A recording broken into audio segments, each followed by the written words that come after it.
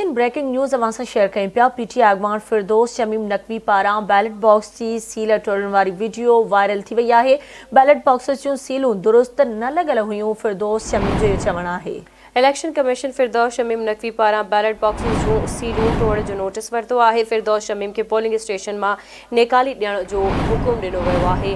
हिकु भेरो ॿीहर अव्हांखे अहम ख़बर ॿुधायूं। पीटीआई अॻवान फिरदौस शमीम नकवी पारां बैलेट बॉक्सिस जी सील तोड़ण वारी वीडियो वायरल थी वई आहे। बैलेट बॉक्सिस जूं सीलूं दुरुस्त न लॻल हुयूं, इहो चवणु आहे फिरदौस शमीम नकवी जो। इलेक्शन कमीशन फिरदौस शमीम नकवी पारां बैलेट बॉक्सिस जूं सीलूं तोड़ण जो नोटिस वरितो आहे। फिरदौस शमीम नकवी खे पोलिंग स्टेशन मां नेकाली ॾियण जो हुकुम ॾिनो वियो आहे। हिकु भेरो ॿीहर अव्हांखे आगाह कई पिया। पीटीआई अॻवान फिरदौस शमीम नकवी पारां बैलेट बॉक्स जी सील तोड़ण वारी वीडियो वायरल थी वई आहे। तफ़सील मालूम कंदासीं। कराची मां आवाज़ न्यूज़ जो चीफ रिपोर्टर गाज़ी झंडीर असां सां लाइन ते मौजूदु आहे। जी गाज़ी झंडीर, छा तफ़सील आहिनि इन हवाले सां आगाह कजो।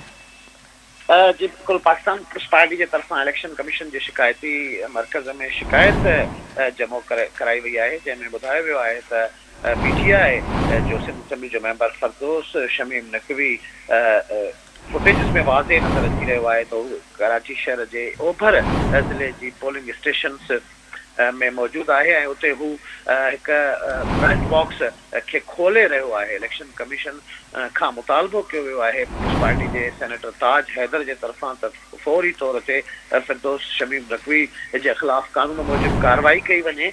वाज़े रहे त ही फुटेजिस पिणु अहिड़ा पीपल्स पार्टी जे तरफ़ां जारी कया विया आहिनि। बिलावल हाउस जे तरफ़ां जारी कयल बयान में फुटेजिस में ॾिसी सघिजे थो त फिरदौस शमीम नकवी बैलेट बॉक्स खे खोलींदे नज़र अचे थो। हिन फुटेजिस जे आधार ते पीपल्स पार्टी न रुगो इलेक्शन कमीशन सां रुजू कयो आहे, पर प्रेस खे या मीडिया खे पिणु वीडियो समेत प्रेस रिलीज़ पिणु जारी कई आहे। ठीकु आहे गाज़ी झंडीर, वॾी महिरबानी अव्हांजी अपडेट करण लाइ।